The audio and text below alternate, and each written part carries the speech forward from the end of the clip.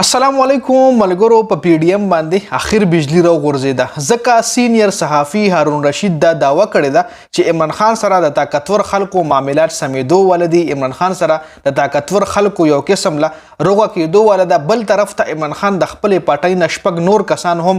د پارټۍ نه د غیر رکنیت ختم کړی دی چې هغه لغدار کسان ویل شي عمران خان سره کومه داسې دوکه کوله په دې ویډیو کې په هغې باندې هم ډسکشن کیږي کومو کسانو چې پی ټی آی په سټارټ کې پرېښودې وه پریس کانفرنس به وکړو د پی ټی آی نه بیا خپلې لارې جدا کړې نو کې ډېر کسان داسې دي چې عمران خان ته په واتساپ باندې خپله معافینامه هم لیږلې ده عمران خان ته وی چې مونږه معاف کا او مونږ واپس په خپل پټای کې والا هغه ټایم په مونږ پرې شروع دي حواله سره هم سنوي اپډیټس دي نو ویډیو مکمل وګورئ او مخکې ملګرو سره ضرور شریکئ ټول نه پهله غټ اپډیټ طرف ته راځو چې څنګه تاسو لمه د ویډیو په سٹارټ کې وی چې پی ډی ایم باندې یو قسم لا بجلی را غورځېدو ولده ځکه د طاقتور خلکو د پاکستان کې چې کم طاقتور خلک دي اسټابلیشمنت چې کم دی د غي پاکستان تحریک انصاف مشر پی ټی آی رهنما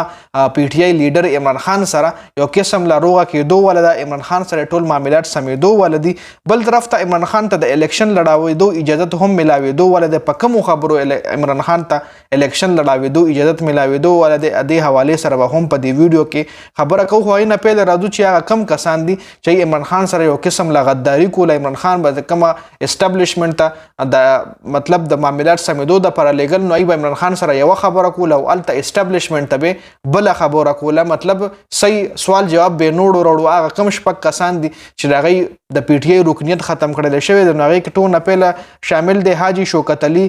مجاهد مطلع نادیه عزیز سلیم برار سید ذوالفقار علی شاه او عثمان ترکی دا شپږ کسان چې کوم دی د پی ټی آی بیسک پارټي رکنیت چې کوم دی ختم کړل شو بل طرف ته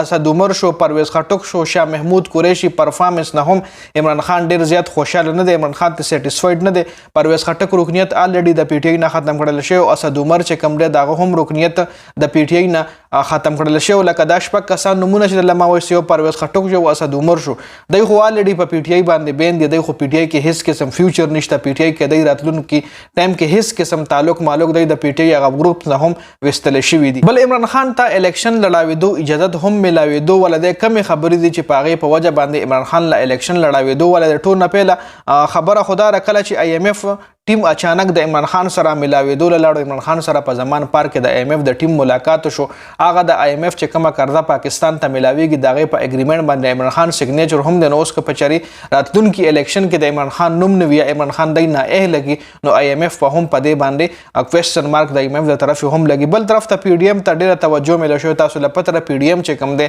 رامخکې شوی دی نو دا تاسو له معلومه ده چې په څه وجه باندې دومره د لږ ټایم کې دی رامخکې شو دی له حکومت هم میلو شو نو اوس په پی ډی ایم خپلو کې اتفاق نشته جی پیپلز پارټي چې کوم دغه هم وایي چې پی ډی ایم سره زه راتلونکي الیکشن کې هېڅ قسم اتحاد نه لرم ځکه پی ډی ایم چې کوم دی هغې کې زیات کار چې کوم دی کې چې مین رول کې څوک چاله میلاو شوی دی نو هغه مسلم لیګ نون دی او جے یو آی ده او د اے این پی او د پاکستان پیپلز پارټي پکې هېڅ قسم رول نشته بجټ کې هم پاکستان پیپلز پارټي ته خپه وه چې موږ له هېڅ قسم مطلب دی بجټ کې زموږ هېڅ قسم رول نشته او بجټ ټول مسلم لیګ نون جوړ کړی دی نو اوس په پی ډی ایم کې اتفاق نشته نو یو غټه وجه خو دا هم ده چې عمران خان به خامخا الیکشن لړاوی چې د خپلو کې اتفاق نشته دی نو دا هم یو غټ ریزن دی چې د خلکو خپلو کې اتفاق نشته بل کومو کسانو چې د پارټي مطلب عمران خان پارټي په سټارټ کې پرېښودې وه پریس کانفرنس به وکړو د پی ټی آی نه به لارې جدا کړي خپل عهدې نه به هم استعفا واخیسته نو هغې کې ډېر کسان داسې دي چې عمران خان په واتساپ باندې خپله معافینامه لیږي عمران خان ته وایي چې موږ په خپل مطلب پی ټی آی کې دوباره شاملیت غواړو خو عمران خان